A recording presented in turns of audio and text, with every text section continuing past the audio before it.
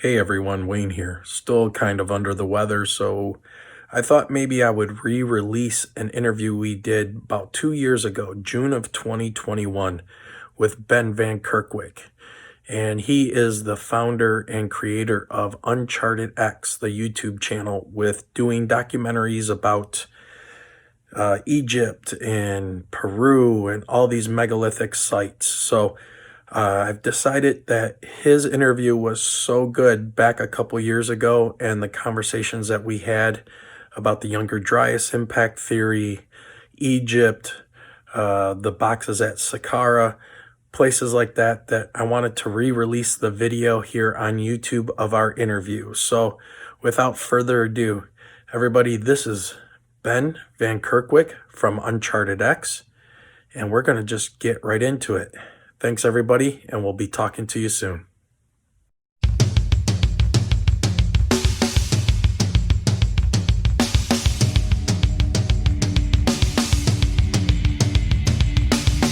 Welcome to the Michigan UFO Sightings and Paranormal Encounters podcast, where we explore the unexplained and mysterious phenomena that have occurred throughout the state of Michigan and beyond. From UFO sightings to ghostly encounters, we delve deep into the stories, the evidence, and the theories behind these strange events. We are your hosts. I'm Michelle. And I'm Wayne. We are an educator duo that after an encounter with a triangular UFO in 2018 in Michigan, we decided to investigate UFOs and the paranormal. In this podcast, we will be speaking with eyewitnesses, experts, and researchers to uncover the truth about some of the most intriguing cases of paranormal activity in and around Michigan. Our goal is not to convince anyone of the existence of these phenomena, but rather to provide a platform for discussion and exploration. So, buckle up and join us on this journey down the paranormal rabbit hole. On an escalator. All right, everybody, we are happy to introduce to the podcast Ben from UnchartedX. Ben, welcome. Thanks, Wayne. Yeah, pleasure to be here. It's good to talk with you guys. Thanks for the invite. Oh, absolutely. We are very excited to have you on the podcast. So we're just going to jump right into this and see where we go. So first of all, can you tell us a little bit about yourself and what got you into researching these ancient locations, such as the pyramids of Egypt, Saqqara, South America, all of these places? When your bio talks about you being having a successful background in IT, so what really brought you into I guess it would be called, and correct me if I'm wrong, is this where they call this forbidden archaeology? I'm sure that's one of the terms that gets used to describe it. I know there's I think a couple of books. Is it a Michael Cremo book? Someone like that wrote a book called that. But I mean, it's more of I think if you're talking career, it's more of a YouTuber career. I mean, I lump in. I mean, there's mainstream, and then you kind of have to call everything else something. It's more or less I'd call it alternative. I consider it to be an alternative community mostly. Okay. Not that it's a hard to put a term on it, but I guess certainly it's a different take on some of the established narratives around history, and there's a lot of different flavors of that alternative, but I would probably call it something like that. But in terms of a background, yeah, I mean, I and what I do, it's more or less YouTube, and a few other things, a bit of streaming here and there, and just trying to share my research with people. If pressed, I usually describe myself as being a YouTuber these days. I just make videos on the internet. So what got you into researching these ancient locations? I have always been interested. My mother we were talking earlier about teachers. So my mother was a history teacher. She was always quite passionate about it. So I grew up, and I went through high school. I was good at English and history. Was always interested in that, and almost went that direction at university. Just but I had another interest in IT and some other things, and I thought, well, careers and money are to be made in IT, so I kind of went that way. But I never lost the interest. I would always read sort of traditional history books. I was very interested in the Roman Empire, and I would get the chance to travel. So part of the IT job was the, I spent a lot of time, been living outside of Australia now for 17 years, lived in Asia for a couple of years, and would travel a lot all around the world. So I'd take weekends and a few days here and there to go and see stuff, and generally with history in mind. And so I was interested in, but then, the thing that really got me into it, and it was the same story you hear from a lot of people, is ultimately Graham Hancock. So reading his work, Fingerprints, which I didn't actually read until in the 2000s, after it was released. I mean, I was still in high school when that came out.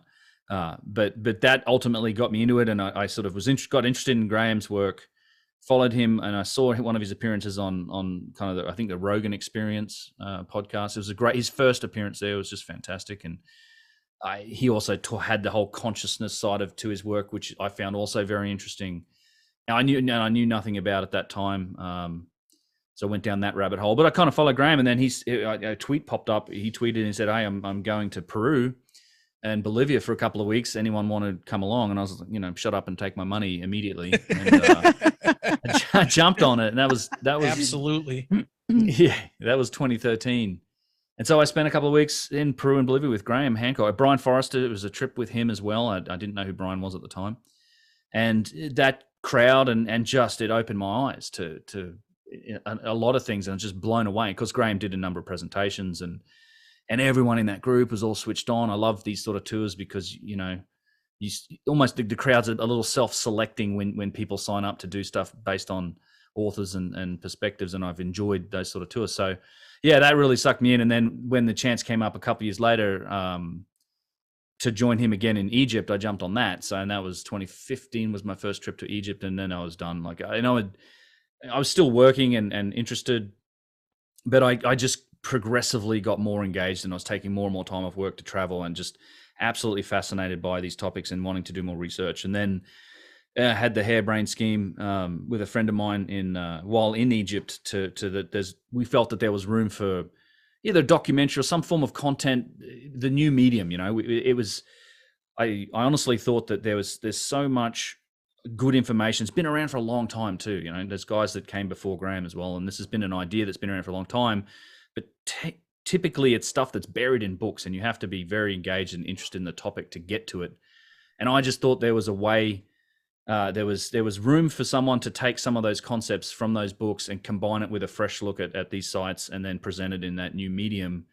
And to be perfectly honest, the other thing that my interest in technology was kind of the other element to this, because this was about the time where you had the rise of good consumer grade stabilized, high quality video gear, and particularly the gimbal stuff. Like I just, you had to spend a fortune on gear to get like really high quality footage, but before this time. But then all of a sudden there's this explosion of these, these stabilized cameras and I think in the 4K and all the rest of it. So with those two things, that was where we got sort of started, but went into it not having the first clue about how to make documentaries or do anything.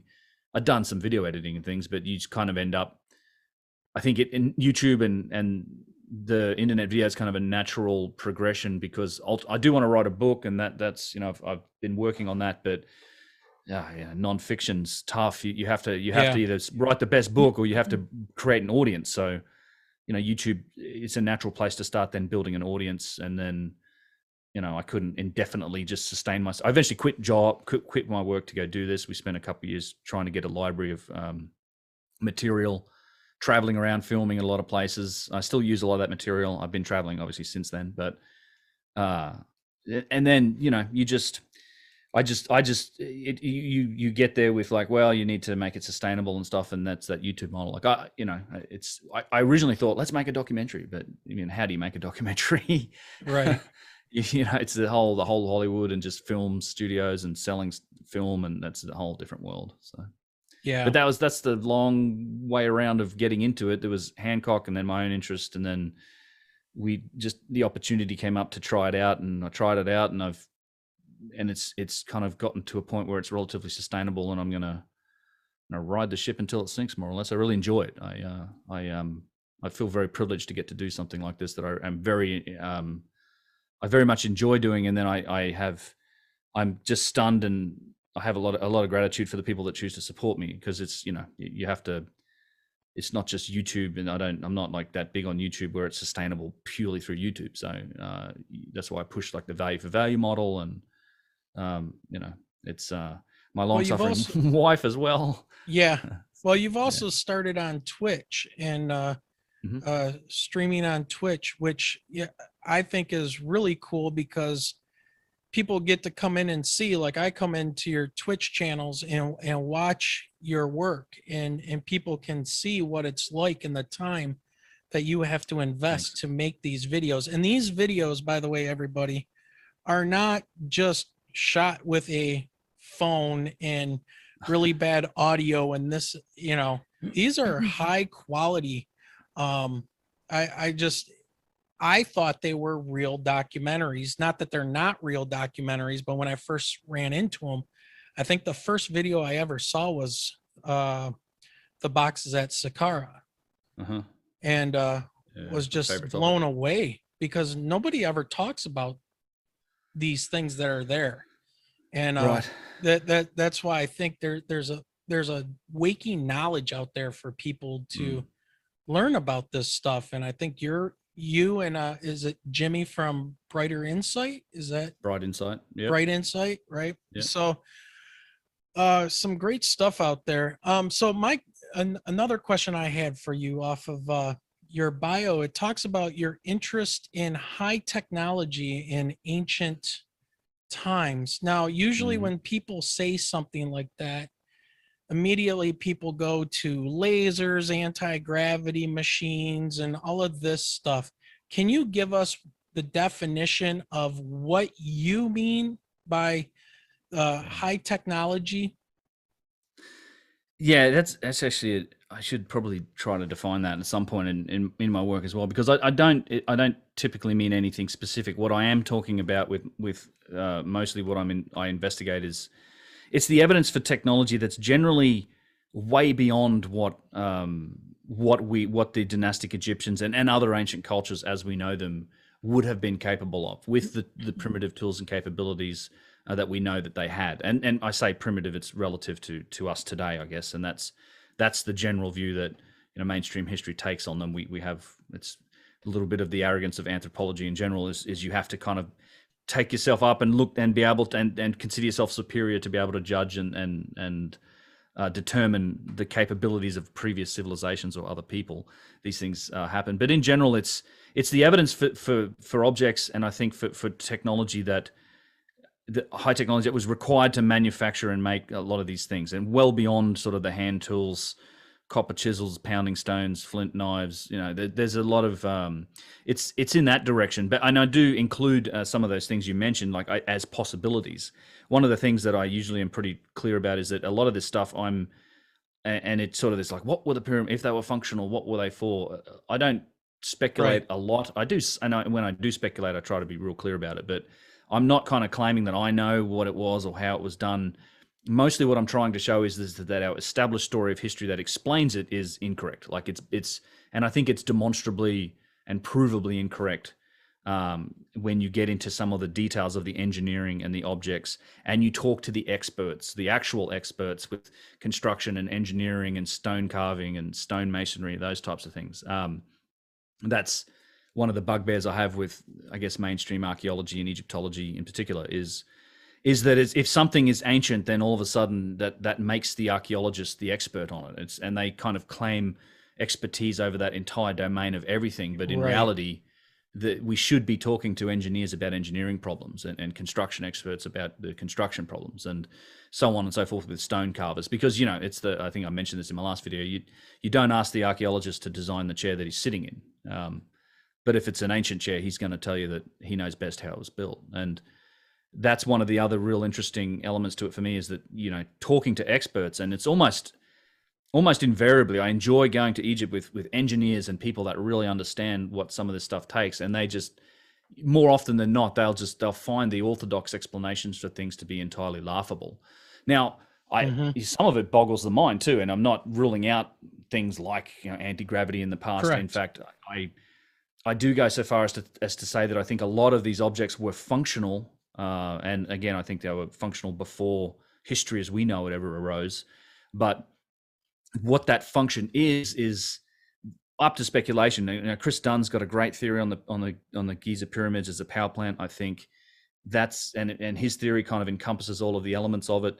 I think it's a great theory, but it's still kind of looking at it from within our perspective of technology Right. and perspective.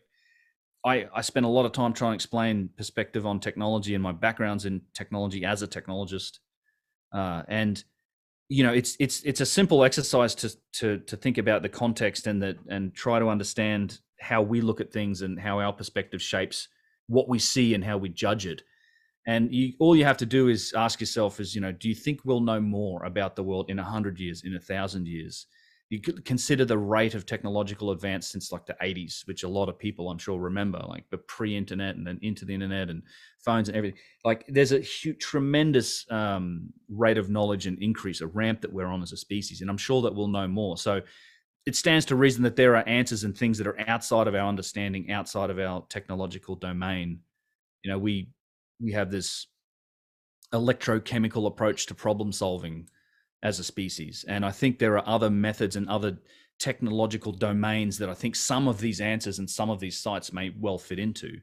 And my whole point on all of this is I think we should be approaching a lot of these mysteries and these obvious contradictions to the story of history with open minds and using our technology, using our capability to investigate them to the best extent that we can. And you have to be open to some of these concepts to do that. But because we're not, and in general, Orthodox Egyptology and archaeology just dismisses any claims of advanced technology, they just won't look into it. Like you can't have that discussion. It just gets dismissed, and They don't stop go the and conversation.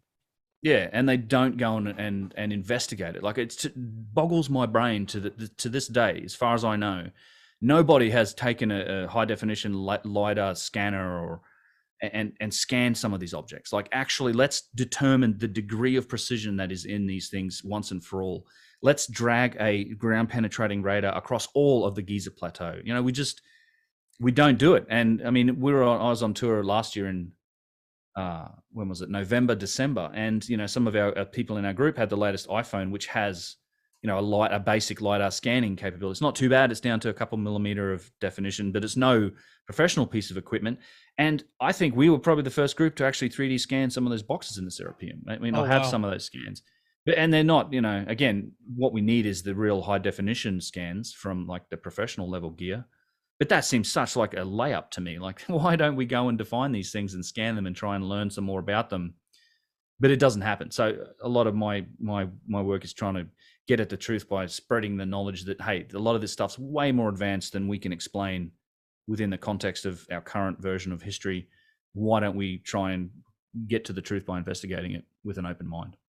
Yeah. And I do want to revisit that, the whole of resisting any kind of new ideas because of the orthodoxy of the Egyptologist and things like that. I do want to revisit that here in a few minutes.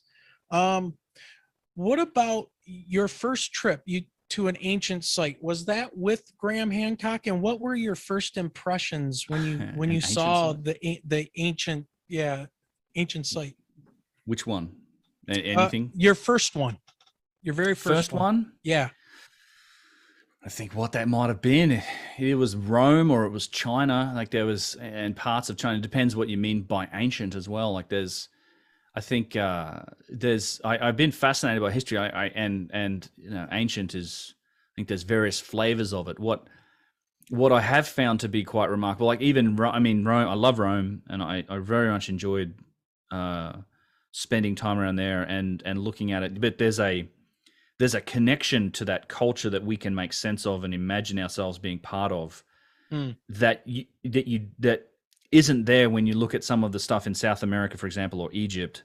And there's and the real megalithic stuff. I think the megalithic stuff is what is truly fascinating to me because it's so alien to our perspective. And that's the thing, people, if you've never been to Egypt, when you get to Egypt and you find yourself up on the Giza Plateau, there's this almost an escapism that happens. It takes you out of your world because it's so alien to our way of life and what we are generally looking at. And the size of everything's amazing. But it really, and similar in South America, when you really kind of sit there and look at some of these sites like Sacsayhuaman or whatever, and it just it takes you away from that modern one. It's so vastly different that it's interesting.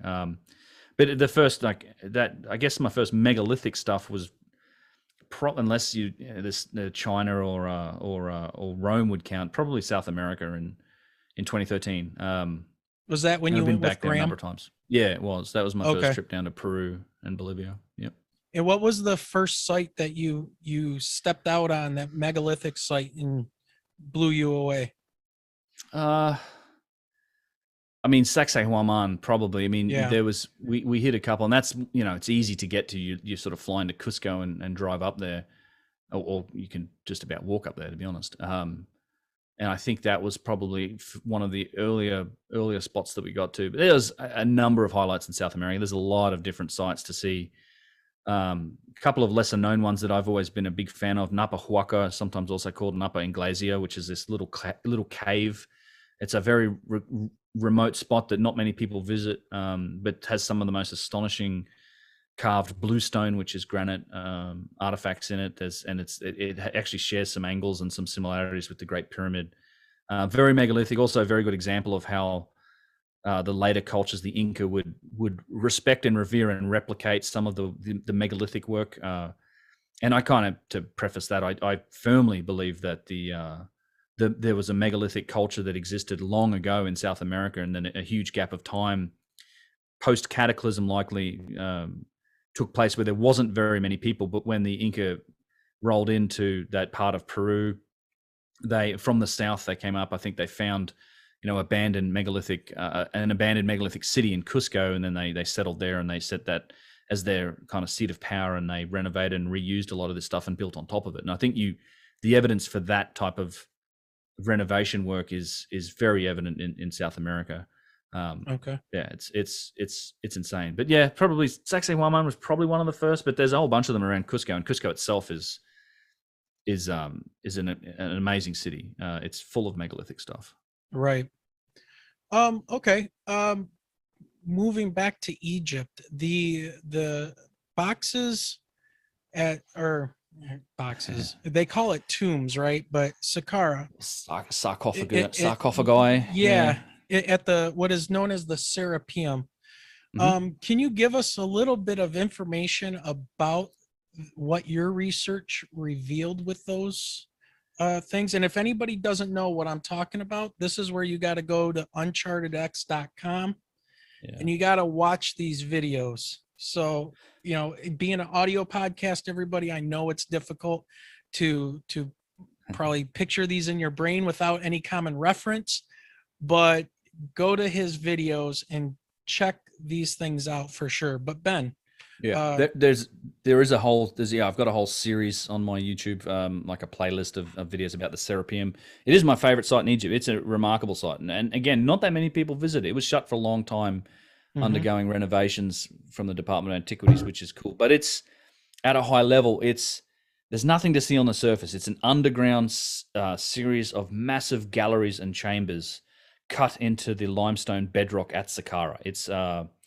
a little bit away from the regular part of Saqqara, the Step Pyramid and Jose's pyramid and a few of the others. It's off on its own, a little bit off to the corner. It's still part of Saqqara, but it's a huge underground complex. And I'm talking, when I say underground galleries, these aren't little tunnels. You could drive a Volkswagen down these tunnels. Right. They're huge arcing avenues with these massive alcoves, sunken alcoves that are staggered off to the sides of these tunnels. There's a whole series of these main galleries.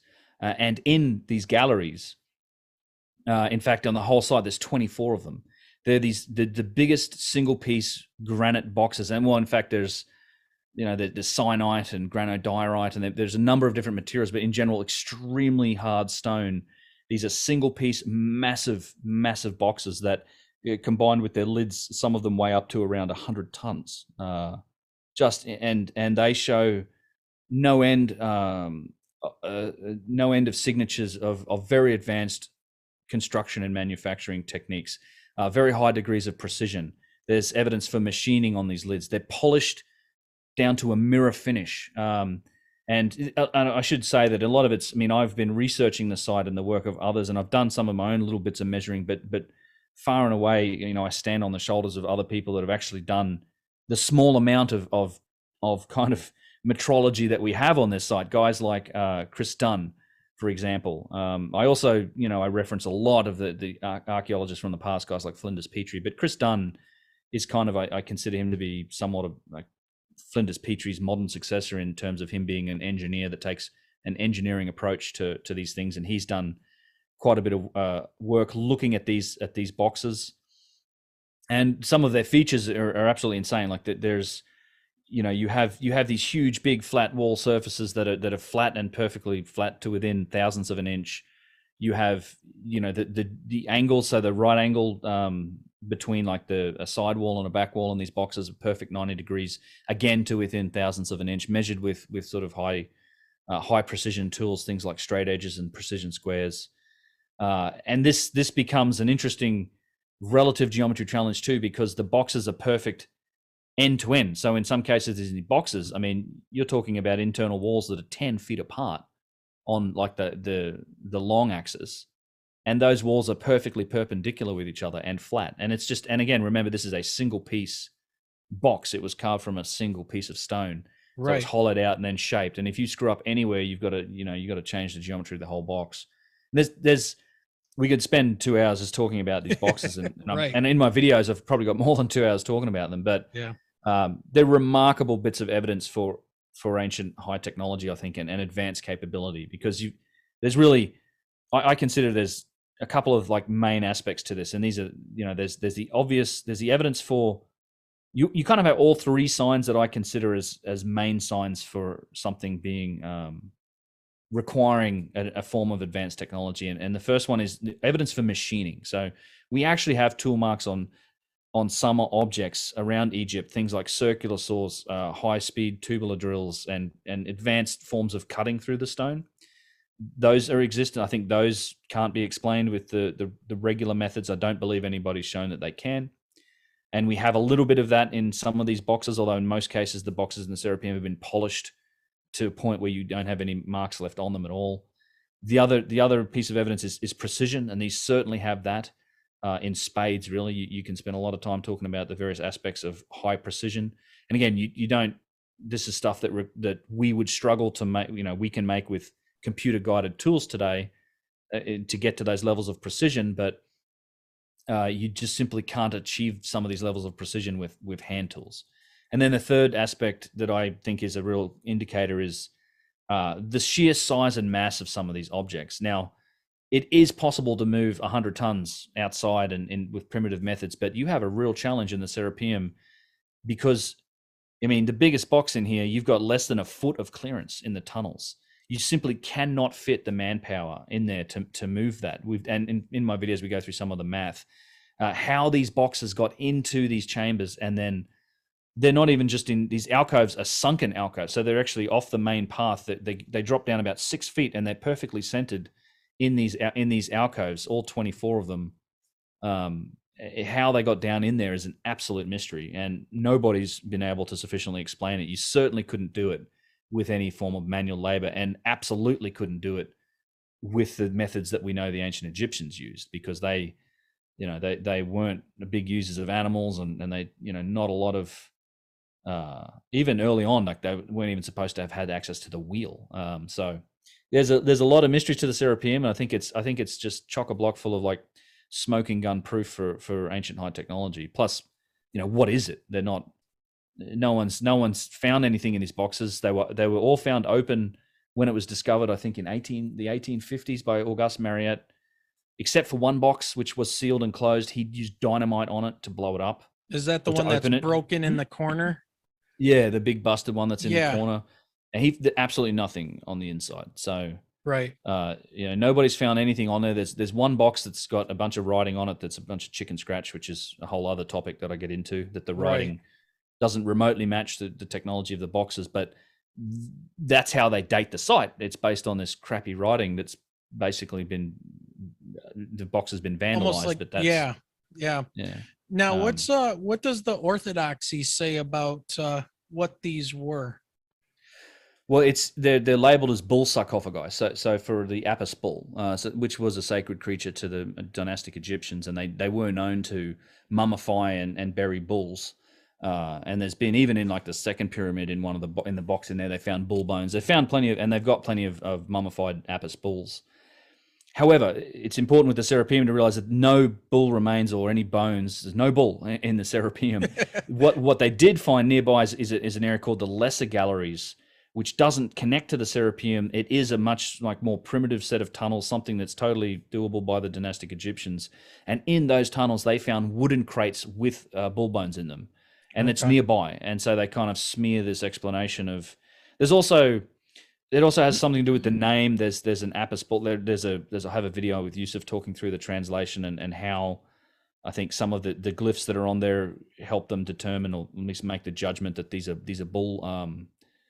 bull sarcophagi, which is absolute nonsense. There's really no proof for it, and it's just such a silly idea. Like, we have never made anything like this in our culture. And in fact, Chris Dunn asked granite companies to make them, and they just, apart from the absolutely astronomical cost of trying to move and transport and get 100-ton, this is a finished 100, you got to start with a 150-ton block, if not more. They just wouldn't do it. And the only way they would do it is, well, we'll make 5 slabs and bolt them together. Like, you remember, part of this, part of the interesting thing here is that these are single piece boxes, not bolted together. So, and they're perfect on the inside. Like, it almost seems to me that there was more emphasis placed on the insides of these boxes being utterly perfect, reflective, perfect flat surfaces, and just shine to a mirror finish. And this just doesn't make sense if you're making a bull coffin. Like, you could, and also you could fit probably 10 bulls in each of like 10 mummified bulls in these boxes. They're huge. And wouldn't the precision of those boxes on the inside scream that there was some type of a function, not just as a holding place for a bunch of dead bulls, right? Go it's ahead. Something I have a whole video on precision, and I dive in. It's an interesting topic because there is absolutely a relation, and I contend, and I think this is, and engineers and people that understand this do as well, I'm sure, there is a relationship between precision and function.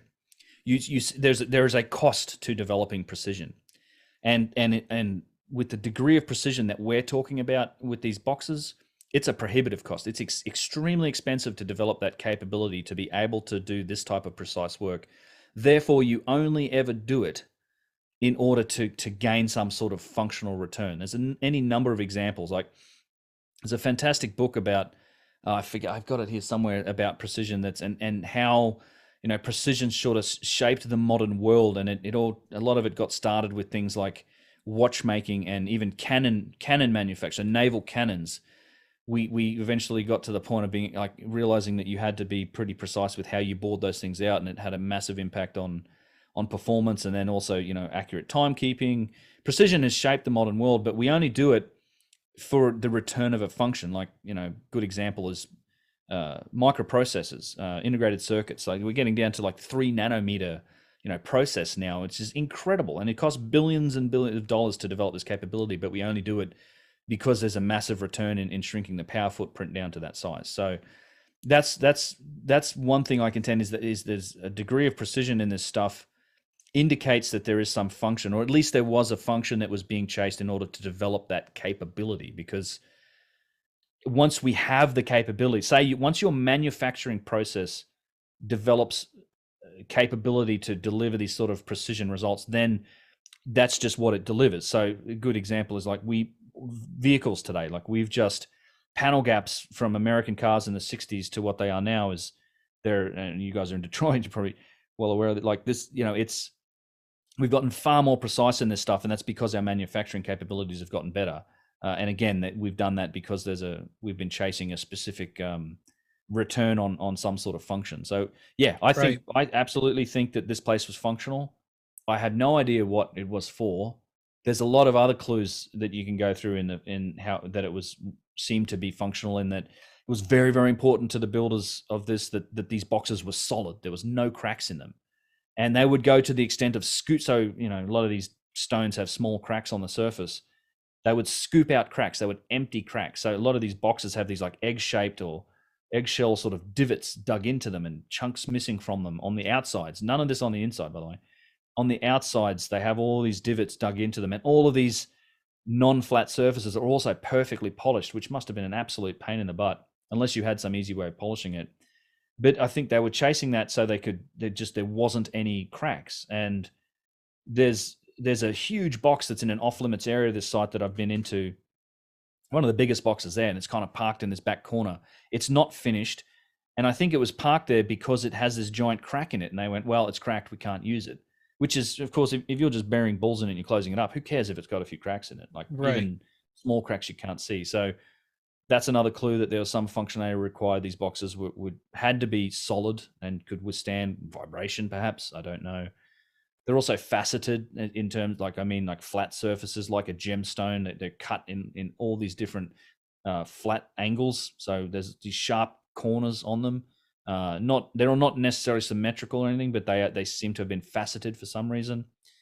And another interesting aspect to the site that people don't realize is that all of the galleries, there's no two boxes facing each other. They're all offset. So there's no two chambers that are directly opposing each other. It's all very much a staggered array of where these boxes are located. So yeah, there's a lot to suggest that it's functional. I just I don't know what that function was, but I am fairly convinced that it was functional at some point, and that was its intent, its purpose. Right. Okay. Looking today, you just released a video on the second pyramid. Mm-hmm. Can you give us kind of our audience a high level overview of what that video is about?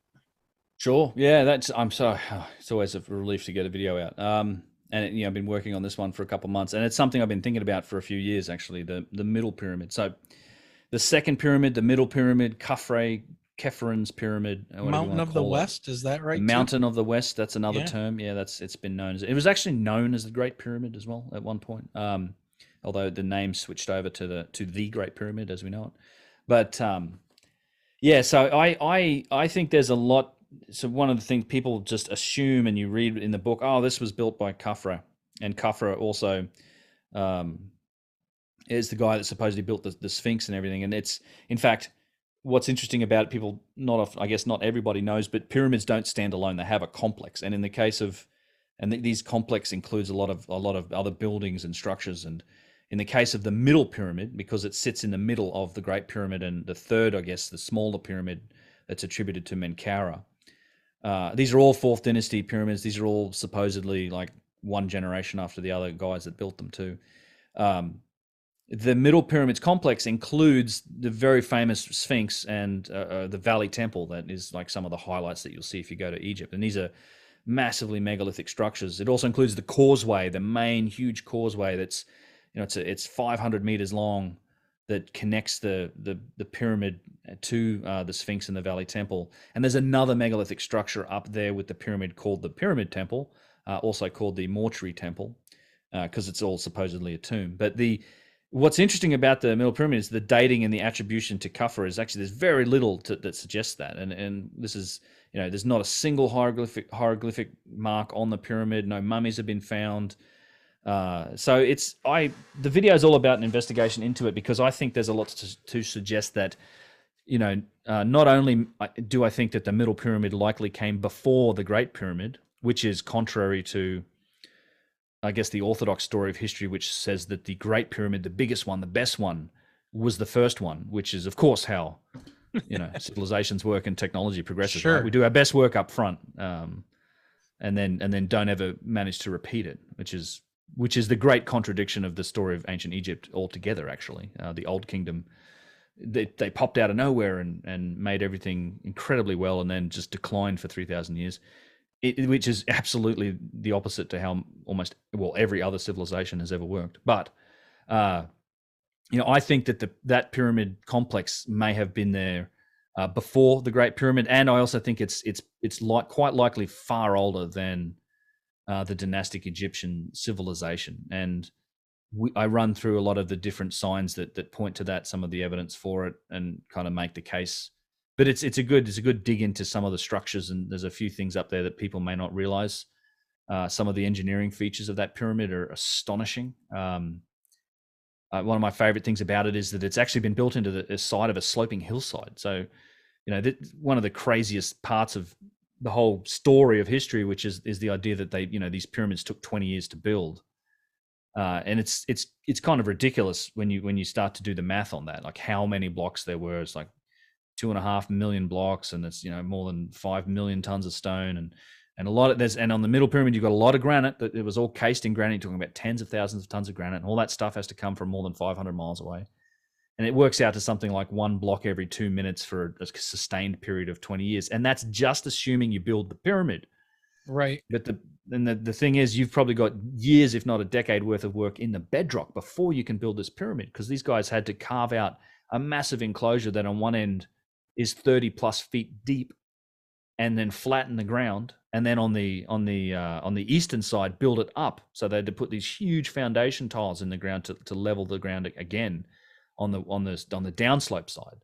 And some of these foundation tiles are probably 150, 200 tons, and they all fit together like this perfect 3-dimensional jigsaw. And so we look at a lot of those features. There's a lot of engineering that is of interest in the second pyramid.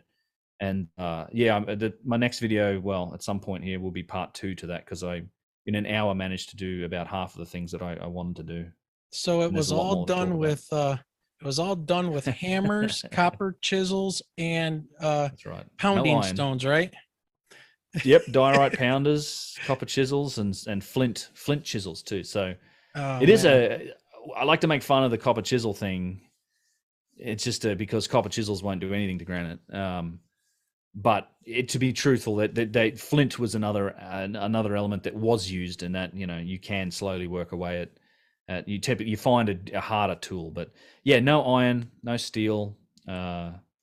Even some steel and iron's not going to do much to some of that granite that's up there, right? And then diorite, and let alone the other harder stones, cyanide. And when you're talking about like limestone, okay, so limestone is a sedimentary rock. It's not the hardest, and you can break through it, and you can saw through it in certain ways. But when you get to granite and you get to statues that are anatomically correct beyond what you could possibly do with a chisel, or the work that's done. And I think Johanna, which we're going to have on the podcast later this month, cool. She shows a video and talks about the bowls and the schist disc, I believe, and all of the and saying it's pottery is incorrect,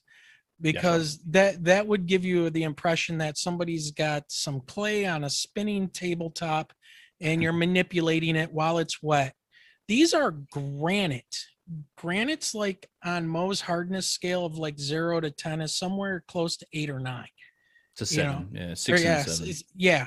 So, or I'm thinking a corundum, but there's a corundum jar in there as well. So I've got videos on the same topics. Okay. And I'm well familiar with the evidence in the Egyptian Museum, and they're perfect.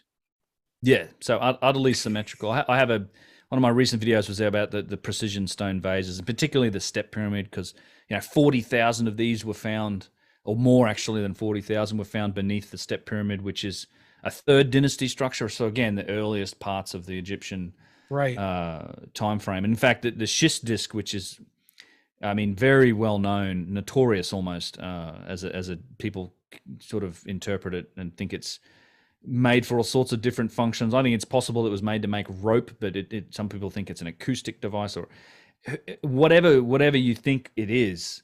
There's no question that it's a remarkable piece of stone carving, and absolutely impossible to do by hand. Like it's like this crazy shape, that these folded wings and this outer edge. It was found broken. They did fix it. They've done a pretty good job of fixing it. But that thing, people don't realize that was found in a 1st dynasty tomb, like a 1st dynasty burial. And I kind of make the point in one of my videos. It's like, Imagine, and as I'm sure happens, imagine that there's a black market trade in some of these antiquities, which I'm sure there is, and some people probably have these vases. They've got stuff in their private collection. Some rich guy in Germany or something, and he dies, and he's like been passionate about this stuff forever. So he gets buried in a mausoleum somewhere with his treasures that are vastly ancient. They're like third dynasty Egyptian. And then our civilization ends, and 5,000-10,000 years later, somebody else digs him up, and they find this guy with those bowls. Right. They're going to probably think that he made them, or he had them made. Like, old things are precious. Like, I think it's perfectly reasonable to think that some of these objects may well have been inherited and already vastly ancient when they were buried with the nobility in the tombs that we found them in today. Like, I think that's not at all unreasonable. But it just kind of gets dismissed because it's like, no, that's ours. And you kind of have the same problem with a lot of these jars where the writing is just this chicken scratch that doesn't match the precision and perfect nature of the object itself, which, obviously you have the ability to make straight lines and sharp angles and polish the stone because the evidence is right there on the object. But those are never characteristics that we see in the writing on some of these older objects. But yeah, the museum's chock full of that stuff, and it's pretty funny because they do have these jars, these granite, corundum, cyanide. I mean, they're made from 1,000 different types of stone. Almost, it feels like.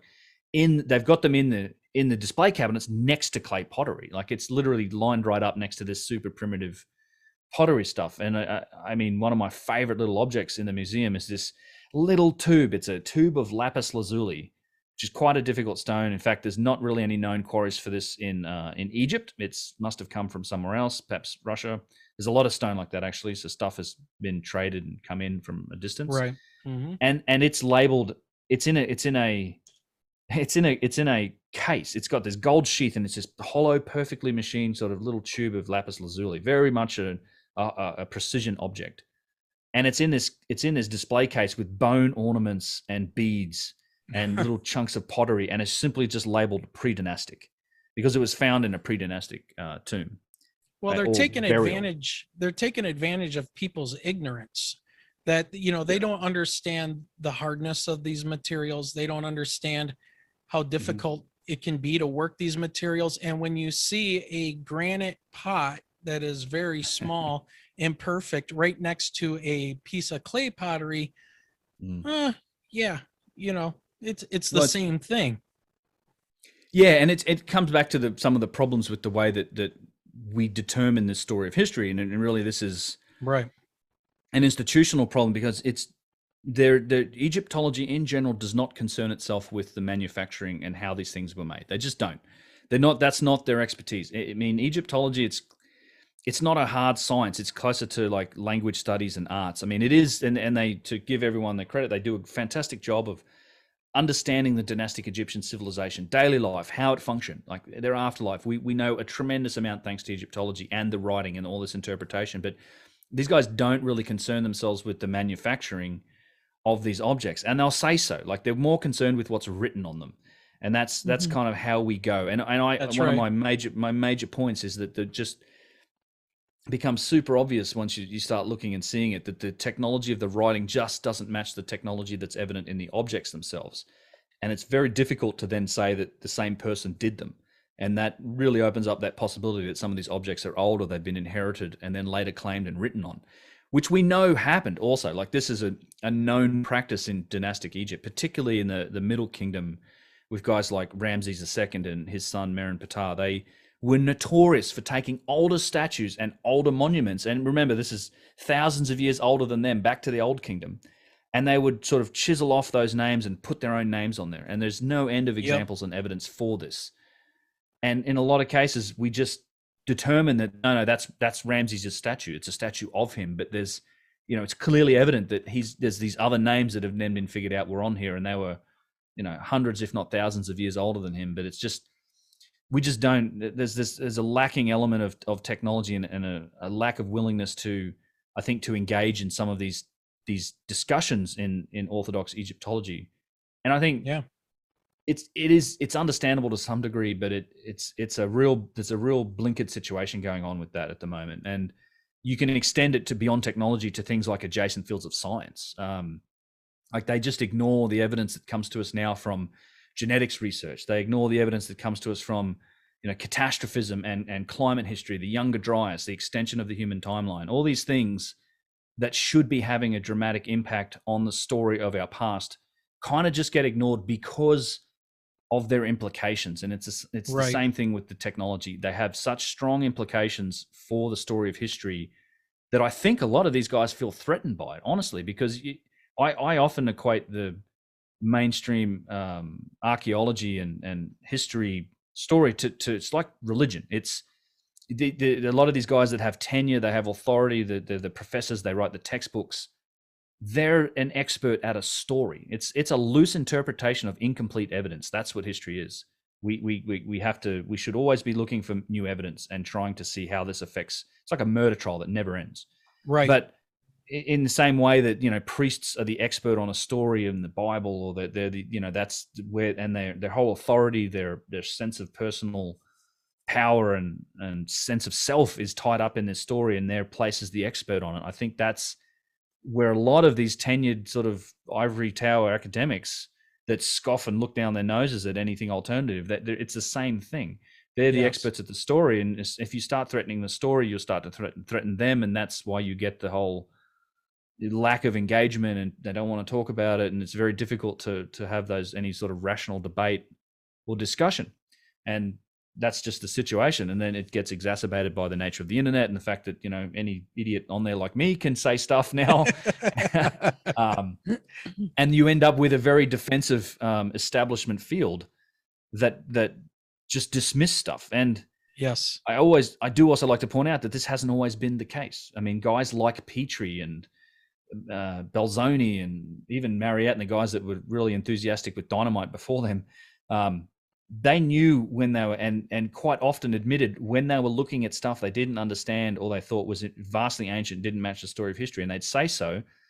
And I think one of the reasons for that is that because the only pushback and their discussions all happened in the halls of academia, like with their colleagues in these societies and in their books. And now it's this global conversation where you've got a big audience of the internet, and there's no gatekeeping function. The discussion's happening outside of academia in a lot of ways. Right. So I think all of that lends to this defensive posture and lack of sort of progress with the Orthodox story, despite this what I would consider to be overwhelming evidence that we need to reevaluate the whole story of human history on this planet. Yeah. Well, it's very similar to being an earth science teacher. So, I've studied everything to do with earth science. I mean, it's a very difficult, geophysical field to get into and teach, astronomy of the whole 9 yards. And where we see a good example of that in my discipline is with Alfred Wegener and him looking, coming up with plate tectonics. This guy looked at the maps and said, it looks like the continents were once together, right? Like a puzzle piece. It's right there. And they laughed him out of everything. And he ended up smoking himself to death because the only job he could get was as like a weatherman above the Arctic Circle, because nobody would touch him. Nobody would listen to him. And the only reason for that is because they asked him, okay, if these plates are moving around that you're talking about, your puzzle pieces, how are they moving? And at that time, the technology did not exist to understand about convection currents down in the mantle and how that could move. And they destroyed his career, and we see the same kind of thing now, except we have the internet and people like you putting videos together and showing everybody out there this evidence. So one of the reasons why I wanted to talk to you was because in my mind, we cover everything on this podcast, forbidden archaeology, whatever, UFOs, paranormal, conspiracy theories. And I'm not going to say this, that I think this is a written down plan of like a conspiracy theory, but I heard, and I do want to preface this with saying, I did want to ask you about the Sphinx and the enclosure and the Osiris shaft, but I'm going to drop that because we do need to get into some UFO stuff here. And I know your time is limited, but I want to ask you this. So I want to lead into this next question by saying something that I heard another podcaster say. This is basically what he said. He said, institutions have at their primary function self-preservation, be it economic, financial, corporate, scientific, political, or anything else. So with that being said, what kind of pushback have you received from the establishment or institutions that act as gatekeepers of knowledge, and as they're holding handfuls of Egyptian sand and it runs through their fingers that they can't control it, we see them lashing out more and more? So what kind of personal things have you had to deal with? Yeah, it's actually a good comment, and I've often said something similar, which is the nature of establishment is to resist change. I mean, that's just its nature, and you can extend that to institution as well, like that self-preservation quote. That's a good one. And it's very true, and that is simply the nature of it. And the other thing I was thinking about when you were talking was that advances in science and they come from the fringe. They always have. So you used a good example with plate tectonics. The same thing, J. Hullenbretz with catastrophism, even Galileo. There's advances in science to come from the fringe. That's just the way it is. And it's actually one of the downfalls of the whole peer review system, to be honest. But in terms of pushback, look, I'm not without my critics, that's for sure. And I consider it I'm a sign of success, to be honest, that I'm getting some attention with some of these things. And I've had I feel like it's a badge of honor. I've definitely had some run-ins with establishment figures. John Hoops at Kansas State University, is the professor of anthropology there, has called me out on Twitter at one point. And then I went to great lengths to return the favor, actually, because he's well known for, he'd been attacking Graham Hancock. He's kind of one of these rabid anti-Younger Dryas people. And in fact, I found one of the funny things about that was that, and this is kind of, it gets into the nitty gritty about how establishment works, but I love the story because he was forever pointing people like, the Younger Dryas is bullshit. Like it's nonsense. It's just recycled sort of Donnelly Comet Impacts, esoterica from the 1700s or something. And just go to the Wikipedia, read the page. Wikipedia, that's the most non-biased source for information about the Younger Dryas. Oh my God. And he was Lord. Going to Wikipedia. And then so I'm like, all right, let's go to Wikipedia. So I went there and turns out, I love that. One nice thing about Wikipedia is you can see who's been editing the page. And lo and behold, the whole 2-page, like hoops. Yeah, he had deleted everything and rewritten that stuff. And look, it's unbiased. It's not biased. He's telling everyone something like, you wrote this. Wow.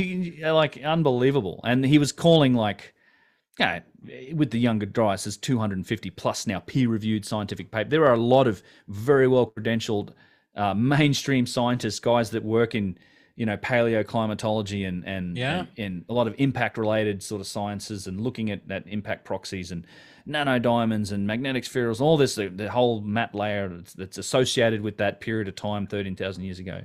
There's 250 papers now. I mean, I think it's getting towards established science, and we've even, all we're missing is a verified crater, and we might even have that now with the Greenland crater. But yeah, he's just dismisses all that as bunk because it messes with his version of history. So I've had a bit of pushback from guys like that, and then there's always a crowd of hecklers, and in terms of people that like to make videos about me that criticize me, and I'm yet to find one that isn't just completely ridden with logical fallacies and straw man arguments and appeals to authority, I'm not going to engage with it. Like a lot of these guys want that, there's a whole subculture and industry about drama and back and forth, and I think a lot of people enjoy that sort of thing. I think it's a waste of time. I actually have made my thoughts known in some of my videos about how worthwhile I find arguing with people on the internet, which is to say not at all. And it's just, my videos and my work stands for itself. People are free to make whatever content they want about it. But the nice thing about this is that they can't, unless you get to the point of like being deplatformed for being anti-establishment, which, hey, that's that may come in the future. They're certainly going that direction with YouTube now and a lot of different topics. Thankfully, not history yet, but that's part of the reason I'm trying to build up a support base outside of YouTube, because I see that writing on the wall eventually, just simply by being anti-establishment. They're great. They love suppressing anything that's anti-establishment over YouTube. It's, pick your political flavor of the day or topic, and they're gonna squish it, which I think is nonsense. I'm a massive proponent of free speech, which includes the right to criticize. So I fully support anyone's right to, if they want to look at my stuff and make content about it and respond, that's fine. And you can say what you want, but I generally just let my stuff speak for itself. And the nice thing is that you can't really get canceled like this. Like I don't have a career to protect in terms of like tenure at an academic environment or whatever it is. Like, so it's just the normal sort of cut and thrust between different fields and content creation. Nothing too severe in terms of pushback, but yeah, I try to be relatively respectful about a lot of this stuff too. I make my case, and I don't spend a lot of time criticizing people individually, and I don't respond to people individually. I mean, everyone likes to make a bit of fun of Zahi Hawass here and there, but he's kind of brought that on himself, let's just say, because I've had personal engagement with him, and I was there for the infamous debate he had with Graham Hancock, where he kind of threw all the 13 toys out. Seconds. What, did 30, he yell at him? Debate? Yeah. Oh, it's a long series, like a back and forth where he kind of where he walks chucked out. all the toys out the pram. Yeah, that was it. Yeah, I was there. I was in the room. Okay. Yeah, and then later on with the debate, it was a farce. It was a shame, and it was a farce. Like there were people there to see a debate. Like, and there was great hope that we would actually have a debate. And a respectful debate. And Hancock, Graham, I know Graham reasonably well. He's nothing if not very respectful. I mean, he doesn't, he's not out here insulting anyone. And he's just got his ideas, and he was looking to engage, and that didn't happen. Anyway, but I don't. I don't know. It's the pushback's been fine. I there's plenty of people that are critical, but that's just to be expected. And when you're doing something like this in the public sphere, you can't, I kind of treat it like you can't let the negative criticism get to you in the same way that you can't let and for me, it is overwhelmingly positive feedback get to you either. That's all good, but it's not like, I very much appreciate all the positive comments and the feedback for the work, but I'm trying to do my thing, and I can't let that sort of get into your head any more than you can let the negative stuff get to you. Because if you have people looking at your stuff, you're guaranteed going to get negative commentary about it. So it is what it is. Yeah. I look at it and I scratch my head, because as a science teacher, I teach my kids, you should question things. You should try to use the scientific method. But, it almost feels like to me anymore, it's like, oh, you can say what you want and you can think what you want as long as it's what we say. And it's kind of scary, because at one point, we're giving these kids, we're trying to give them agency. We want them to learn and explore the world. But man, if you ask the wrong question, which I think we're all supposed to do, is ask questions. How are we going to progress if we don't ask questions? And absolutely, we're told we can't say certain things because, well, you might upset somebody, or that's not agreed upon language. I mean, at one point I woke up and I was like, did we wake up in Nazi Germany at some point, and we can't have a discussion because we can't say something that might upset somebody? How do you ever learn anything if you don't upset people? That's right. And how do they learn? They don't.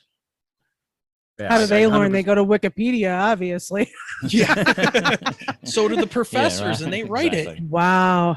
Yeah. Even my 7th graders know not to touch Wikipedia. Yeah, it's a horribly biased source. I've pointed that out in a few of my YouTube live stream videos that I've done. But yeah, you're absolutely right. Like that's there. I 100% agree with that sentiment, and I think we have a real problem on our hand. The whole science, the scientific method is one thing.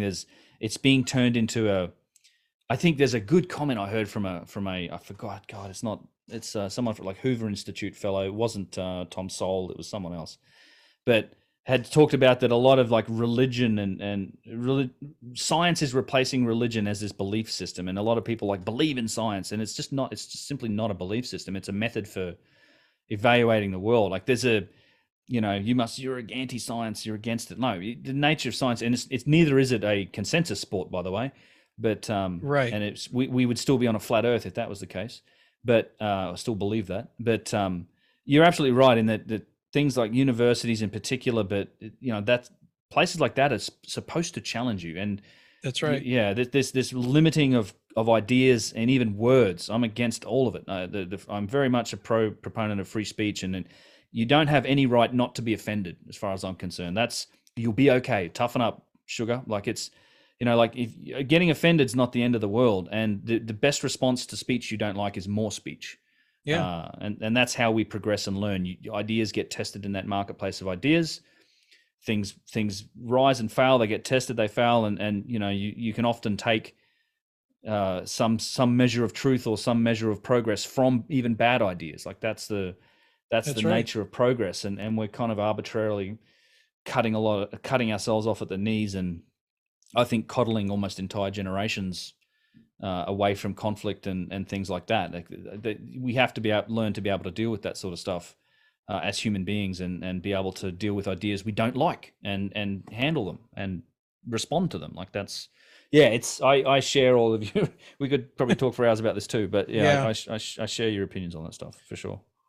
Okay, well, let's move on to a little bit of something else. Now, you did hit on one of my favorite ideas, and it goes back to the college and institution things, but the Younger Dryas Impact theory. Now, I noticed that you've done a lot of work with Randall Carlson, Grimerica podcast, the Brothers of the Serpent, which we're going to have on later next Monday. week. The Snakes. Yep. Monday. Snakes. We'll be interviewing them Monday, and we'll put that show out on that following Sunday. But yeah, great bunch of guys. And you guys were working on what you guys have termed contact at the cabin. Yeah. And can you tell our audience about what that entailed and what that's really about? And because I'm very familiar with the Younger Dryas, and let me tell you why, and you'll probably get a kick out of this. My paleontology and earth science professor, great guy, he put up the explanation of when I asked him what happened to all the megafauna. And this was years ago. This was before I knew about Randall Carlson or anything, that things did not sound right. I said, you had woolly mammoths, you had mastodons, you had saber-toothed tigers. What is the deal? And he said the accepted ideas are chill, ill, or kill, or a combination of the three. So it got cold. It got cold. Yeah. They got sick, and then humans killed everything. And then he mentioned off to the side, well, there is a little idea about might have been a impact of some type somewhere, but it was in the same breath where he was also explaining to us about the meltwater pulses, meltwater pulse A and B. It's like, where'd all the ice go? What happened? Ice dam broke. And repeatedly, apparently. Yeah. So if people are interested in learning about that, look up Randall Carlson and digging into the Younger Dryas Impact. But Ben is into this. He knows quite a bit about it. And I just want to turn it over to you and have you talk about it a little bit.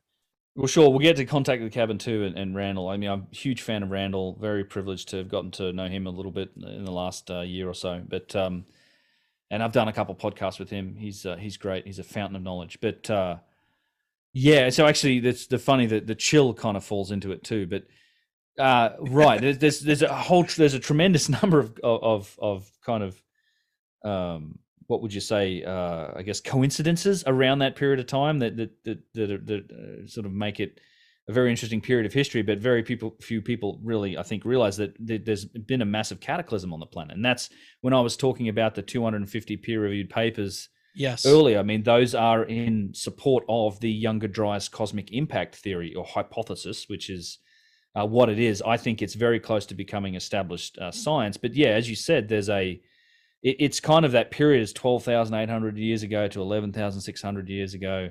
That is the end of the Pleistocene, or the end of the Ice Age, the beginning of the Holocene, our modern epoch. And a lot of this evidence for something catastrophic happening started to pile up kind of in the later part of last century, the like 1980s and 90s. Tremendous amount of evidence for it. And it started really with the thing that sort of triggered a lot of it was these ice core samples that they got out of Greenland, and then also out of Vostok in Antarctica, not Vostok, that's Russia, but Antarctica. Yes. So in ice, when it gets laid down year after year with snowfall, we're getting better and better at really granularly determining things like temperature and oxygen isotopes, and there's a lot we can tell about the climate on the planet going back in these different layers. And it turns out that there's a tremendously disruptive period around that time, and ever since then, we've been in this steady, beautiful sort of gradual warming and pretty much just flatlining off to this nice weather that we've had for the last 8,000 or 9,000 years, which is the reason why our civilization has risen to where it is, frankly.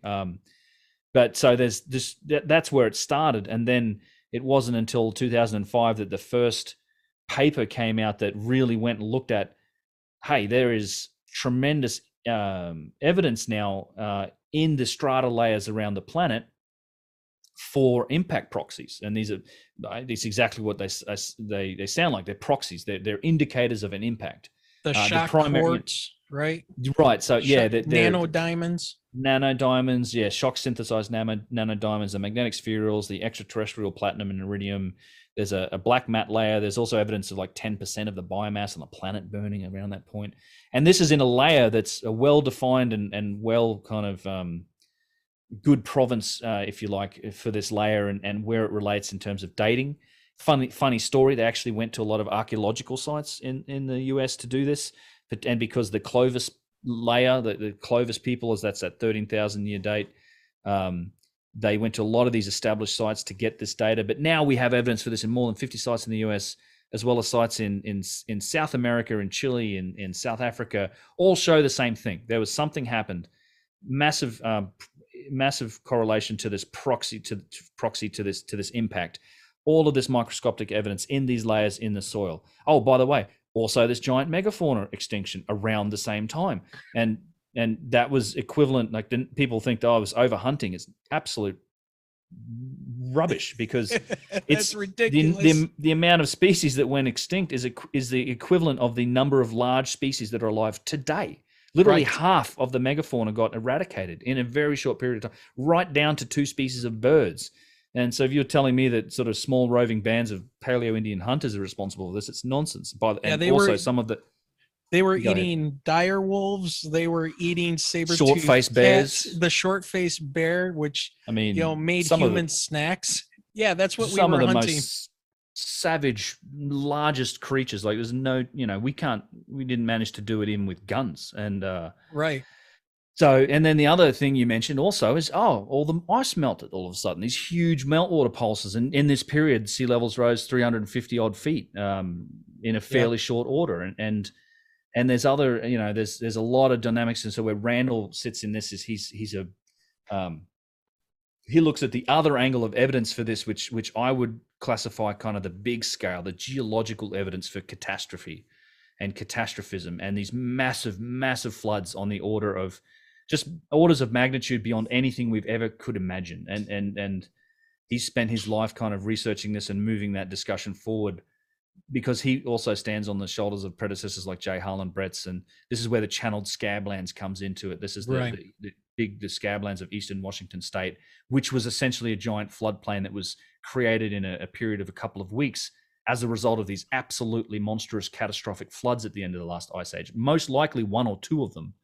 And this is where the mainstream science and Randall kind of collide. And there's a long history here with the way that geology's worked over time as a science, with gradualism and uniformitarianism being the explanation for everything. This was a result of the age of reason, when science first started to develop, and it was moving away from religion, which of course contains all these stories, funny enough, of catastrophes, of flood, of fire, Yeah, and not what just is there? Something Yeah. like 150 flood stories. flood stories out there in Yeah. mythologies around the world that talk Yeah. about humans that have survived a massive Yeah. cataclysm, but we can't talk about that because that's too closely related to religion. And then Right. that means that maybe in the Bible, instead of it being a nice story for people to get something from, it might actually be part historical document. Right. But Otherwise you it know, we grains can't of touch truth. that. That's right. Yeah, well, and that's where geology was. They when geology first arose as a science, they literally had a stated goal for like 60 years to use gradual, like erosion, the gentle erosion that we see working today they had to come up with explanations for everything we see. And that was a stated goal. And it was simply to get away from that catastrophism of religion. Now they definitely overcorrected a bit. And this is still in effect in some textbooks today. Like there's still some crazy explanations in geology for some features that are much more elegantly explained as a result of catastrophism.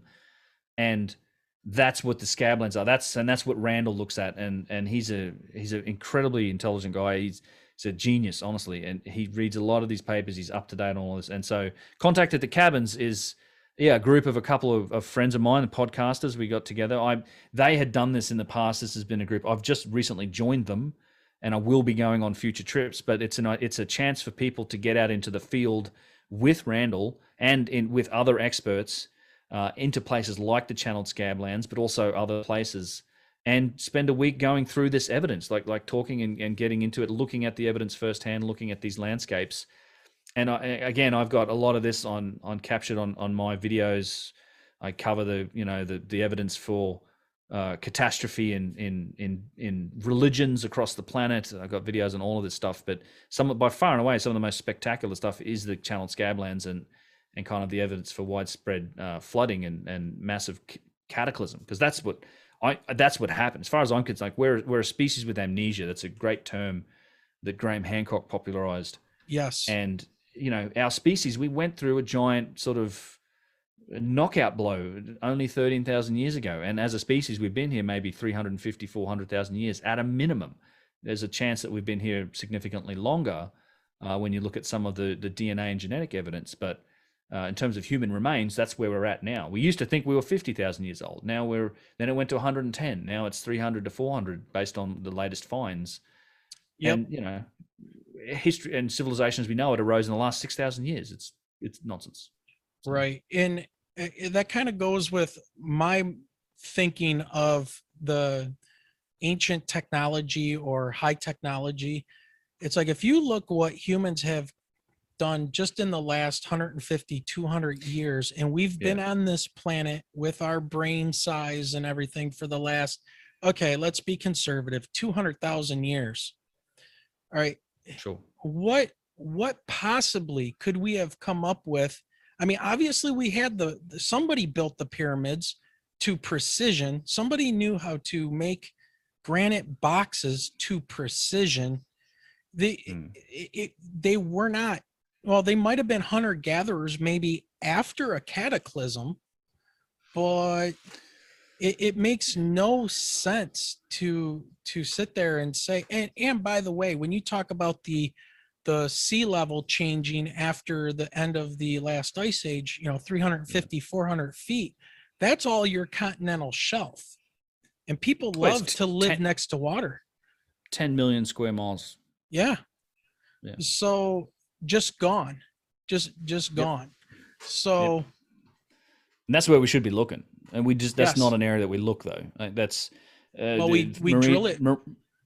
Well, we drill it, and marine archaeology is almost solely focused on shipwrecks. There's been no sort of wide scale search for evidence of civilization in that sort of 300 to 400 foot continental shelf areas. And that, like I said, that 10 million square miles, it's an awful lot Awful lot of land, yeah. And I mean, there was a find in Morocco that dated us to more than three, like a human remains. That's the oldest human remains is over 300,000 years old now. So we Wow. know we've been here at least that long. And Yeah.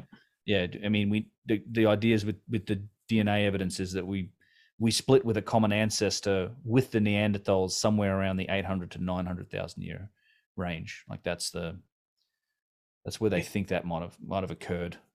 And humans have probably lived through quite a few cataclysms. I remember a video that I showed my students that was about volcanic eruptions and like super volcanoes and things.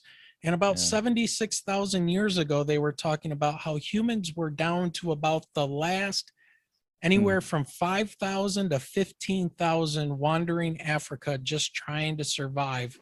That they can trace all DNA to all humans back to this small surviving group of a massive cataclysm of volcanic, Yep.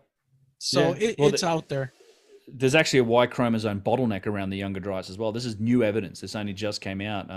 Tony Zamora has some very good videos on it on YouTube. But yeah, right around that Younger Dryas period, there was a massive decline in male populations across cultures everywhere in the world. I wonder why.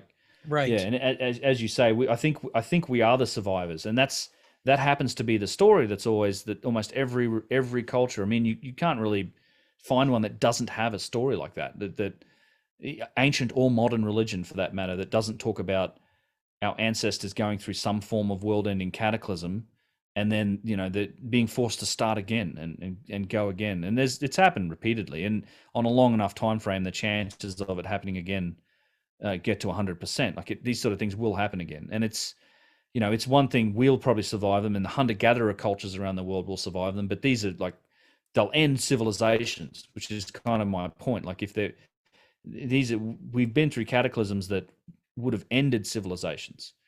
And while pockets of humanity may have survived, and even some pockets of knowledge, and I think that's what happened in Egypt. I think that was a kind of a culture that was kickstarted with a fair bit of an inheritance, both culturally and in terms of objects and structures. But and that's what they say too. They literally call themselves a legacy civilization. Yeah. And they trace their own history back some 30 or 40,000 years through the Turin papyrus, and then. At least that's the only piece of evidence we have for it. But they call themselves a legacy civilization, and they're telling us the story. Yeah, and, there's a lot of the same with religions. Like there's data in them that's it's mystified and it's deified and it's put into these stories. But that's also how human beings retain knowledge. We have these oral traditions. You can't just give people data. You have to, if you put it into the context of a story and these tales, then they get remembered. They get passed on, and I think for a lot of that stuff, there are grains of truth in a lot of it, and I think there's a lot of religious books and stories are essentially, to some degree, eyewitness accounts of cataclysm and things that have happened that we've lived through. So, yeah, 100%. Okay, before we end the podcast tonight, we got to switch gears and we have to go to the UFOs now. I do know you're with your live Twitch streaming that you do. You put out awesome videos. Again, everybody go check them out. And by the way, the Younger Dryas, if you want to learn more about the Younger Dryas impact theory, check out Ben's, I think it's a 2-part interview you do with Randall. Mm-hmm. And if anybody has ever watched Joe Rogan, you've seen Randall on his podcast probably, I think, 4 or 5 times. Been on at there this a few point. Times, yeah. So Randall is very knowledgeable and very much looking into these studies of the Younger Dryas impact, and he knows his stuff. So there's plenty of research out there for you guys to do on your own.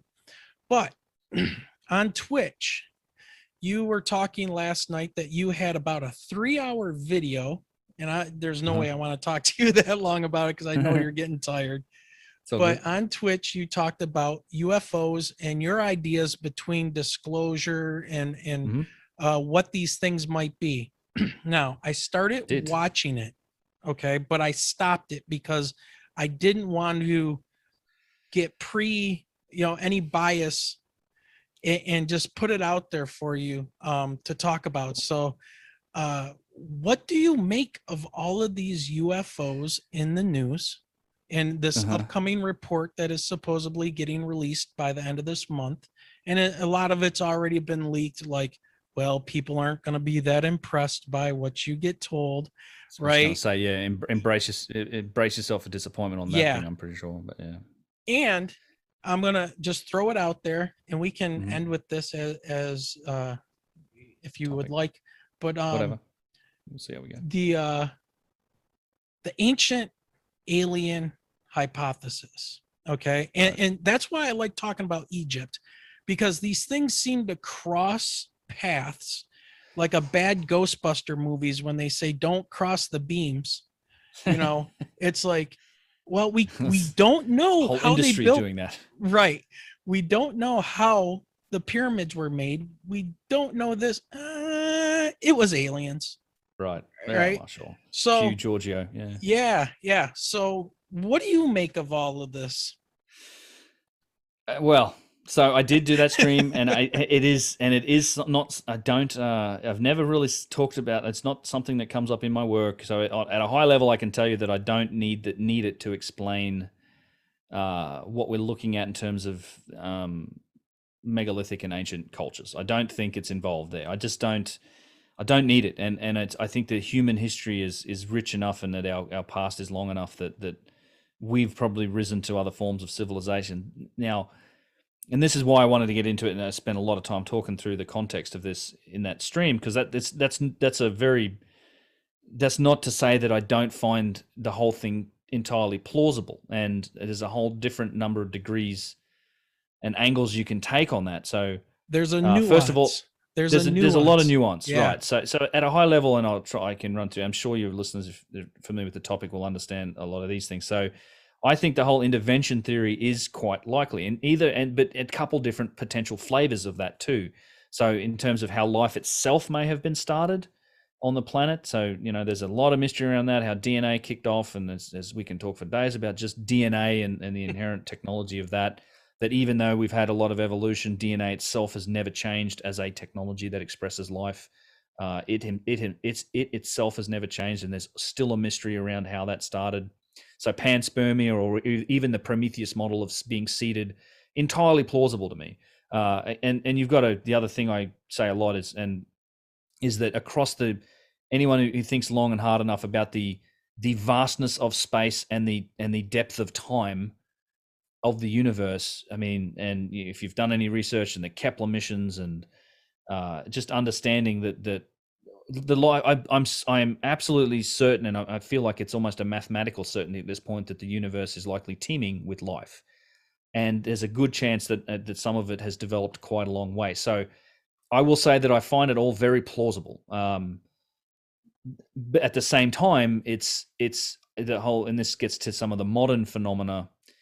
It's all, I'm sure there also is there's been a lot of hoaxing. There's a whole industry around the attention to this. It's one of those tricky things about, same thing as the Bigfoot realm, right? What's legit, what isn't, what's this, what's that.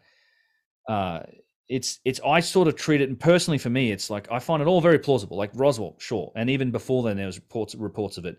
The whole abduction experience that's a modern phenomena, but it also ties in closely to like fairy stories from the Middle Ages, and people being abducted from their families with fairies in the same sort of experiences, the same time dilation effect, all these things. It seems entirely plausible to me, and even some of the crazy conspiracy stuff that I'd classify it as, with I forget the name of the hacker guy, that Gary, is it McKinnon or someone, that there's these supposedly reports of off-world stations, and we've got military postings, and there's been contact already. And again, plausible. I also don't ever think that we'll find out the truth, because even with the disclosure that's happening now, and it's not like it's a new thing, right? The Mexican government, the UK, and there's been other disclosure projects. I don't think anyone's going to really trust what the government says about this, because they've had a long and storied history of basically telling fibs about it, and Project Blue Book and Blue Beam, whatever it is, back in the Project day. Blue Book, yeah. Blue Book, yeah, and I just don't think anyone's going to really trust what comes out in terms of report. I'm kind of not convinced that we'll ever really get to the truth So I kind of just accept it all as plausible and move on with my day. Like it doesn't, I wouldn't be surprised. Say that. Let's say they massive announcements were made. Okay, it's not going to radically change my existence. I think it's entirely plausible. And I actually, I go so far as also to think that, you know, there's a possibility that life itself, the moon, there's a lot of interesting elements to where we live and how life's evolved here. And I think that intervention theory could be is something that even has to do with humans ourselves, like our place in the tree of life on this planet could have been engineered. It's plausible. And this is the Sitchin story and people of Anunnaki, which I'm not a huge fan of. I kind of tend to err on the side of like mostly he's been debunked, I think, with some of the translation stuff. But the story itself and the concept, I don't just rule it out. I think it's entirely plausible. And there's actually some interesting evidence. Guys like Lloyd Pye show from a genetic standpoint that are suggestive of things like engineering genetic engineering that's happened to humans. So I'm interested in all of it. I don't need it for the ancient architecture stuff. Although, again, I'm sure that if there's been other species or other whatever it is visiting this phenomena occurring, I'm sure it was occurring back then too.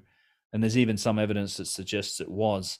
But I don't like, they're not like landing pads. You know, Baalbek's not a landing pad for a spaceship, and the Nazca lines aren't landing strips. I don't go down that path with it all. So yeah, that's more or less my opinion. I'm very interested, and I think it's all very plausible. But I tend to steer away from the ancient aliens topic just because of honestly, that the show and it's one of the big labels that gets slapped on to anything alternative. You know, you don't think that the Egyptians built it, then you must think the aliens did it. And that's right. You know, I've even seen people that make videos about my stuff with, like, there's a picture of me, a picture of Chris Dunn, the Petrie's Core #7, and a spaceship behind us. Like, it's like that's it's the most common straw man that I get. Is that, oh, you must think the aliens done it. And I've even had people say that to me. A guide in South America that we were with on a later trip, his guy was he was not happy with the idea that I'd been to Peru before, which I had, and then he was not pleased with the idea with me sort of questioning the architecture and looking at the different styles. And he at one point did say, well, if you don't think the Inca did it, you must think the aliens did it. I'm like, yeah, okay, never heard that one before.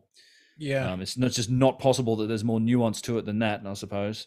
But yeah, very common straw man argument. So it's not a topic that I tend to touch on in my videos too much, but I wanted to touch on it in that stream because it was, you know, it's topical, and I get the question a fair bit about what do I think.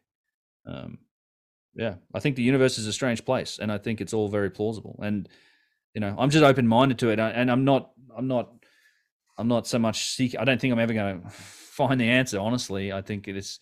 I've not had any experiences like that, or I've not seen anything myself, or had any life-changing experiences like that.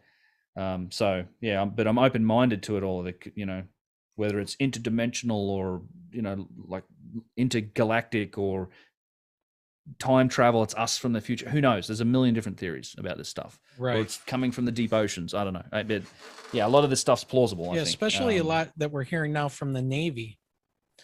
Right. You know, which is very bizarre. But all right. Yeah.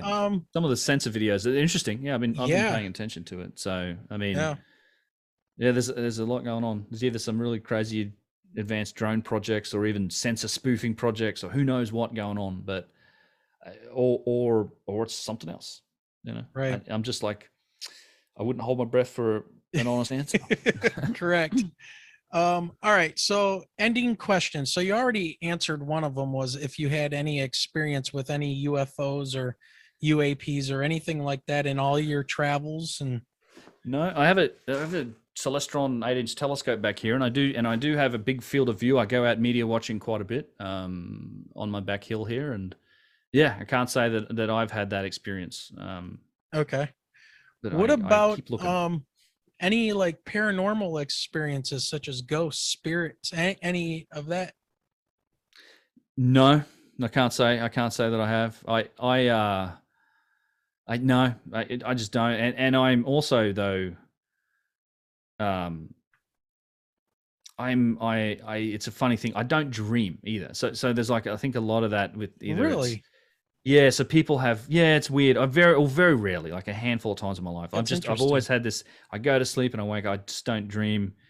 There's a long story associated with some of that, but I don't, and I don't know if that's part of it. If people, it has to do with like sleepwalking or dreaming or anything like that can be maybe construed as either those experiences. I don't know if it's related, and I'm not ruling out the paranormal stuff either. I'm interested, but yeah, no, I've never, I've never, I've never had any of those types of experiences. I'd be interested in them either way. I'm generally pretty rational and try to get to the bottom of a lot of things. But I did learn in Egypt that there's an emotional connection and this strange, because I went there thinking I'd be entirely rational and just trying to evaluate this stuff. But you know, when you're there, there's absolutely like this left brain, right brain thing that happens. We have a real emotional reaction to some of these things. And, you know, that's not to say that I haven't had very profound experiences.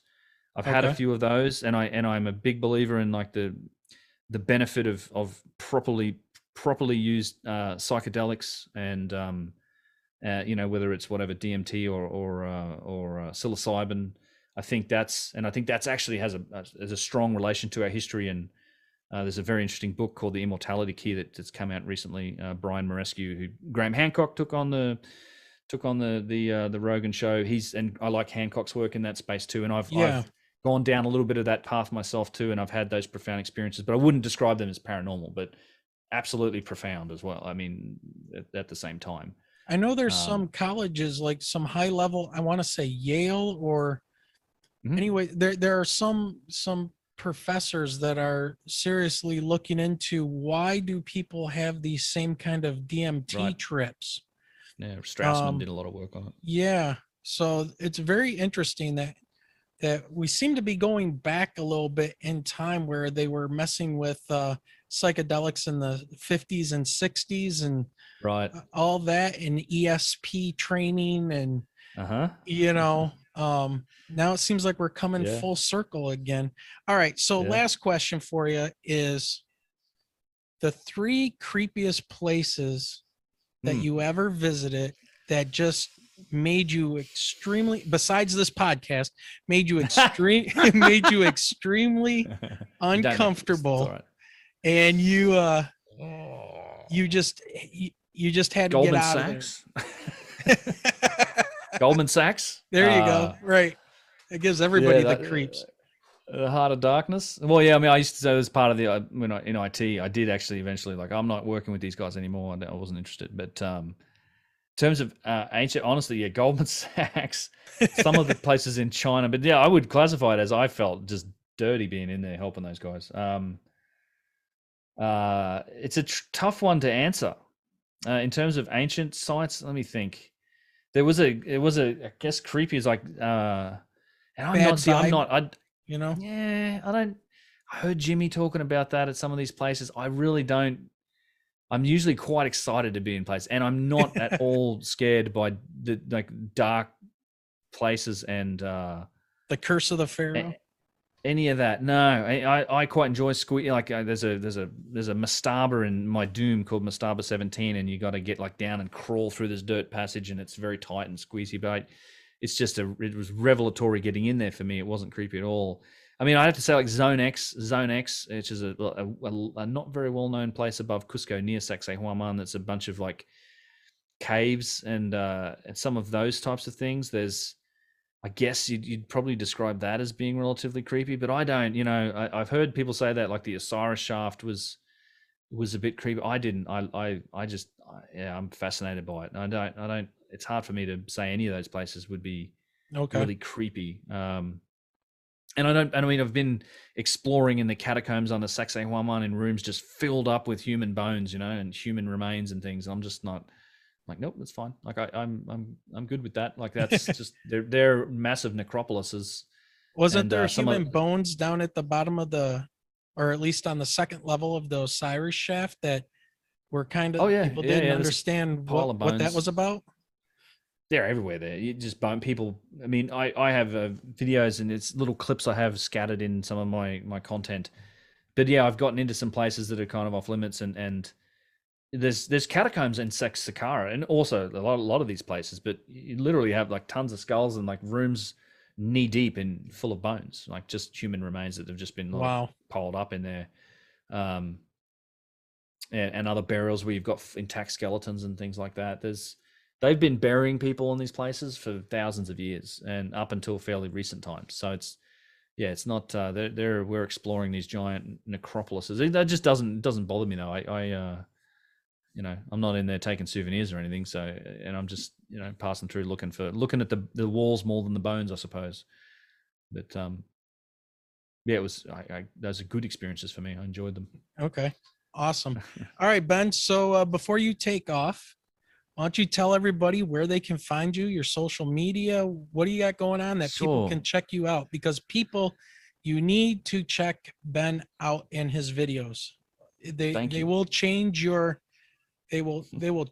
mind. I mean, his videos are a consciousness opening experience, and thank you. You learn so much. I've probably learned more than going to university just by watching these videos. Wow. So, well, thank you. I mean, I never even, I'm just telling you, I'm being honest. These are great videos. The conversations you've had with Randall, the stuff you're doing on Twitch now, it's amazing. So tell everybody where they can find you. Oh, and by the way, yes, cool. I am wearing my megalith. Megalithics. I see it. Yeah, good on you. Yes. So I'm trying to got the merch. Yes, absolutely. So tell everybody where to find you. Yeah, so obviously it's just search for UnchartedX on YouTube. It's that's probably the best place. Otherwise, it's unchartedx.com. You can pretty much find links to everything I'm doing there as well if you're interested. And as you said, I am on Twitch. I do stream pretty regularly. I think Tuesdays, Fridays, and Sundays, and outside of those times as well. So you can find me on Twitch, Twitter. Oh, pardon me. I think on Twitter I'm UnchartedX1. I believe Instagram UnchartedX7. But yeah, I have links to all of those like in my videos. So probably the best place is just go search for UnchartedX on Watch YouTube, the videos. or go to my website, right? And if you look down in any of the details and the I guess the description under the videos, you'll find links to anywhere else if you're interested. I have a Discord server too. I like to plug that. That's a good community. I know you're a part of it. Yes. In fact, that's kind of how we got to talking about doing the podcast. So got a good Discord community full of a couple hundred people that are really interested. There's a lot of discussions going on there all the time. It's a good place to kind of hang out and test ideas and talk to other people. So links to all of those on the website. And you do have merch. So if you want to help support Ben and his projects, you've got the merch t-shirts out there. And then you're also doing something with a executive producer, Patreon. What's going on with that? Well, so I'm very grateful for my patrons and people that choose to support me through the various mechanisms. I try to be as open as I can, but over time, I've found that there has been some very generous people that I'm very gracious to that want to give me like $100 or more or $200 or more, and so I've tried to find a way, and I've borrowed heavily from the No Agenda Show, which is a fantastic podcast. I'd recommend that one to everyone.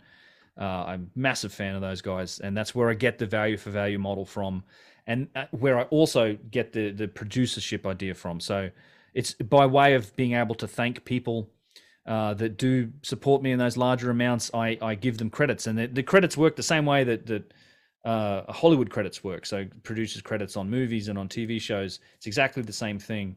That's what an executive producer is. They're help funding the project. So I've started giving those credits now on videos to people that support me in those higher amounts, and it's a real credit. So you get credited in the video. I usually say thank you, and then but on the YouTube and whatever else, and I'll vouch for them should anyone ask. So some people put them on LinkedIn as a producer credit.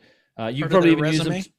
Yeah, resume or like Screen Actors Guild even. Like you can. Yeah. There's some interesting things you can do with producership. Actual credits. So yeah, that's what they are. And it's ultimately it's a way for me to say thank you to people that have been real generous. I try to find ways to do that. So yeah, that's the deal. It's a new thing I'm trying out, and we'll see how it goes. But awesome. So far so good. And next big project, next thing coming up. Part 2 of this video. Really, I've got a few things going on though. Where I'm off to South America in August. with Brian Forrester and also Jimmy from the Bright Insight channel. That trip's been booked out for a while, but August down to for a couple of weeks in Peru and Bolivia again. It's been a few years. I have a trip in October back to Egypt. That sold out pretty quickly. I think a few spots did recently open up on that. Details for any of that stuff, if you're interested, tours are on my website as well. UnchartedX.com/tour, I think, is the one for the tour. And so I'm looking at planning trips for next year. So we're actually probably going to run a pretty big trip between with the contact at the cabin group to Egypt. Oh, and in September we're doing another contact at the cabin group with Randall. So Randall Carlson, we're back to the Scablands for another week. We added a whole day to the itinerary. I can tell you the last one I was on the last one. When was that? In May. It was a blast. Like, I was just an attendee at that one, and fantastic time. So if anyone's interested in learning a bit more about this mega flood and these landscapes and spending some time with Randall Carlson, then look for that. It's contact@thecabin.com if you're interested. But yeah, that's coming up in September. So I've kind of got a busy rest of the year, but video projects, I've got a bunch of videos lined up. Part 2 for this look at the Middle Pyramids complex. And then, yeah, I've got a number of topics that I've been sort of grinding on for quite a while. Got some Tiwanaku books. I got to do another video on Puma Punku, a few things. So it's just try to get them done and get them released. Awesome. Yep. Awesome. All right. So, ladies and gentlemen, I think that's going to be a wrap. Make sure you check out UnchartedX.com, and you can find out all the information that we're talking about if you have any questions. Shell, anything you want to add? No, I'm just looking at how I can add a younger audience too with your YouTube videos with my mythology class starting in the fall again. Yeah, she teaches a part of Egyptian mythology. Yeah. That's interesting. So I do have one video that might fit that, just out off the top of my head. It's called Myths, Gods, and the Younger Dryas Cataclysm. And it's a specific look at mythology and religions and how it relates to the cataclysm. There's a lot of interesting examples from the Mahabharata to Revelations to ancient, the Aztec and Maya stories. So yeah, awesome. Covers a bit of breadth there. So I'll get you some younger viewers. Cool. Yeah. That's not generally my demographic, I can tell you, but that's cool. That would be great. Actually, like I gotta say, I do have some people like on Twitch and things like that. People in their 20s, even 16 and 18. I'm always fascinated to hear from younger people like that. Just that they're on that path. It's really encouraging. I love it, because I think you said earlier that there's a global consciousness and a global awakening happening, and I think there is. I do too. For a lot of this stuff, I think there are a lot of people are having their eyes opened, and they're questioning some of these established narratives, and I think that's an extremely healthy thing. And the younger you are, you can start doing some of that, the better, really. So yeah, it seems like the harder that they try to suppress people's curiosity, the more it comes through, and the more they push. So, all right, we're gonna wrap it up there. Ben, cool. It's been an honor and a privilege. I've been following you for a while. Absolutely love your work. Glad you could make it on and have a chat with us. We got your friends coming up here soon, the Brothers of the Serpent podcast, and then Johanna James from the UK. Yeah. So looking forward to these talks. So cool. Thanks, Wayne. Thanks, Michelle. Yep. It's been a lot of fun. All right. Well, thank you, Ben. Have a good one. We'll talk to you soon.